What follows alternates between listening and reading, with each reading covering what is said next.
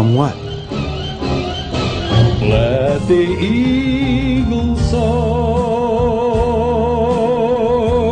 like she's never soared before, from rocky coast to golden shore.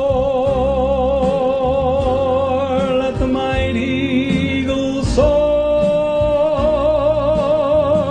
Meet John Ashcroft. In 2000, he was running for re-election as senator from Missouri against a man who died the month before the election. The voters preferred the dead guy, so George W. Bush made him his attorney general. He was sworn in on a stack of Bibles, because when you can't beat a dead guy, you need all the help you can get. During the summer before 9/11, Ashcroft told acting FBI Director Thomas Pickard that he didn't want to hear anything more about terrorist threats. Mr. Watson had come to you and said that the CIA was very concerned that there would be an attack. You said that you told the Attorney General this fact repeatedly in these meetings. Is that correct? I've told him at least on 2 occasions. And you told the staff, according to this statement, that Mr. Ashcroft told you that he did not want to hear about this anymore. Is that correct? That is correct. His own FBI knew that summer that there were al-Qaeda members in the U.S. and that bin Laden was sending his agents to flight schools around the country. But Ashcroft's Justice Department turned a blind eye and a deaf ear. But after 9/11, John Ashcroft had some brilliant ideas for how to protect America. The USA Patriot Act, adopted by Congress and signed by Bush 6 weeks after the attacks, has changed the way the government does business. The USA Patriot Act allows for searches of medical and financial records, computer and telephone conversations, and even for the books you take out of the library. But most of the people we spoke to say they're willing to give up some liberties to fight terrorism. Maybe that's a good thing. It's definitely sad, but it has to be done. Yes, something needed to be done. These are the good people who make up Peace Fresno, a community group in Fresno, California. Unlike the rest of us, they've received an early lesson in what the Patriot Act is all about. Each week, they meet to discuss matters of peace. They sit around, they share stories, they eat cookies. Some have more than one. This is Aaron Stokes, a member of Peace Fresno. The other members liked him. He had come to the meetings, he went with us. We go out on Friday nights and stand on a very busy corner in Fresno. And he had gone with us, he had handed out flyers. He went with us in June to a WTO protest. Then one day, Aaron didn't show up to the meeting. My friend Dan and I were reading the Sunday newspaper. And when I picked up the paper, in the local section, Aaron's picture caught my eye. The article said that a sheriff's deputy had been killed, and I saw it had a name that wasn't the right name, and it said that he was a member of the sheriff's anti-terrorism unit. That's right. The photo of the man in the newspaper was not the Aaron Stokes they had come to know. He was actually Deputy Aaron Kilner, and he had infiltrated their group. Sheriff Pierce made it very clear that, yes, in fact, Aaron Kilner was assigned to infiltrate Peace Fresno, that he was able to infiltrate organizations that are open to the public. You could understand why the police needed to spy on a group like Peace Fresno. Just look at them. A gathering of terrorists if I ever saw one. This is Barry Reingold, a retired phone worker from Oakland, California. Barry likes to work out in the gym. Somewhere between his cardio and his strength training, Barry got political.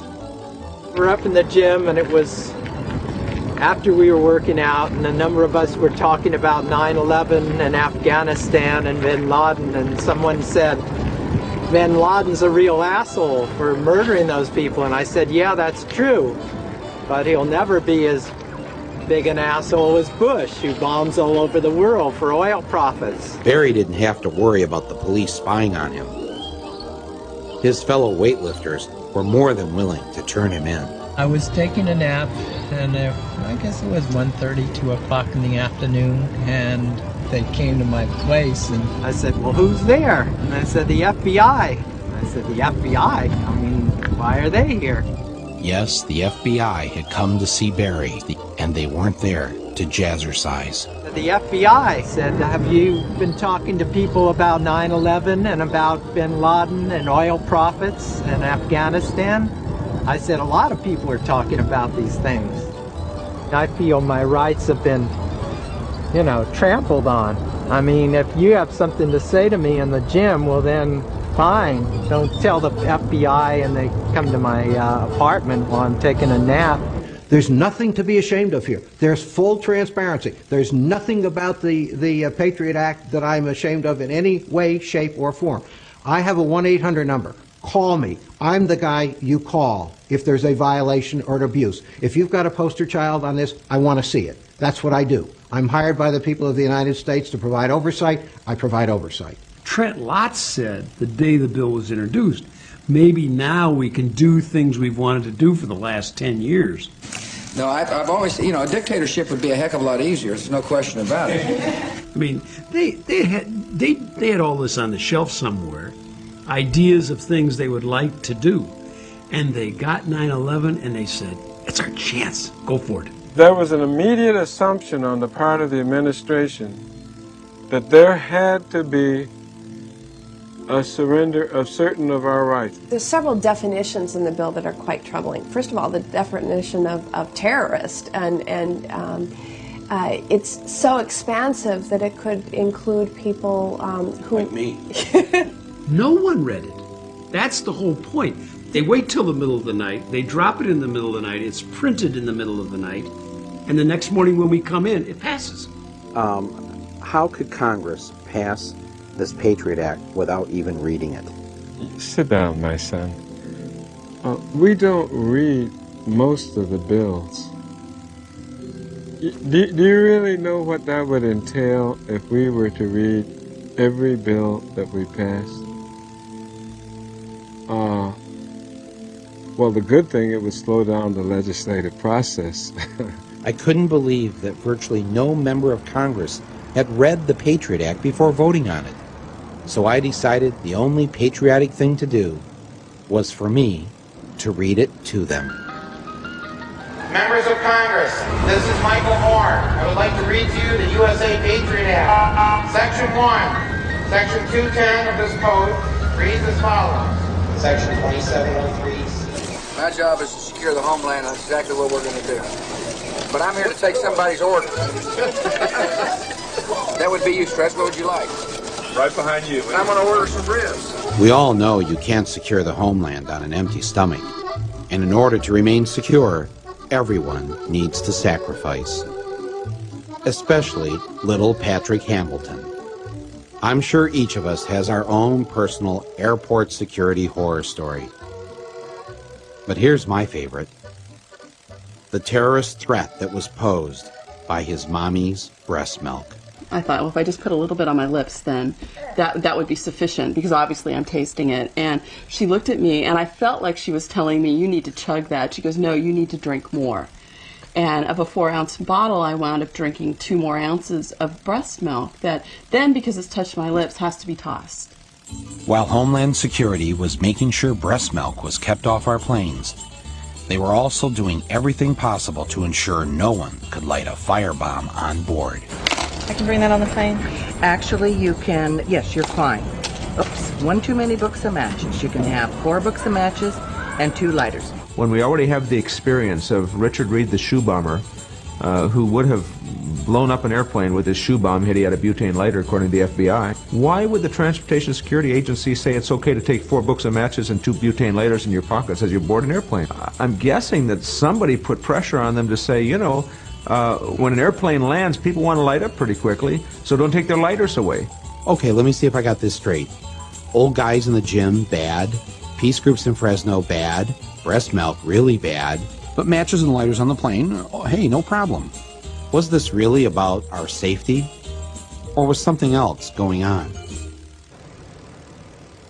This is where the Pacific Ocean meets the shores of Oregon. over 100 miles of beautiful, open coastline on our border.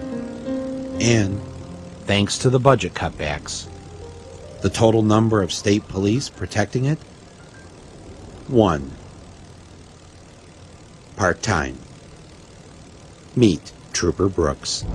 I maybe get a chance to hit this stretch of highway once, maybe twice a week during my shifts. You know, it's just to even drive up here and look. You know, I mean, as far as I know, somebody could, there's lots of things they could do. I don't even want us to expect because it just makes me ill inside. Back at the State Trooper Patrol Office, thanks to the budget cuts, Trooper Kenyon had to come in on his day off to catch up on some paperwork. For the most part, especially during the summertime when people show up here, this is exactly what they get. They close the door. They can read the sign about the office closure, and it just basically explains that, you know, due to our cutbacks, our office is not open for administrative business.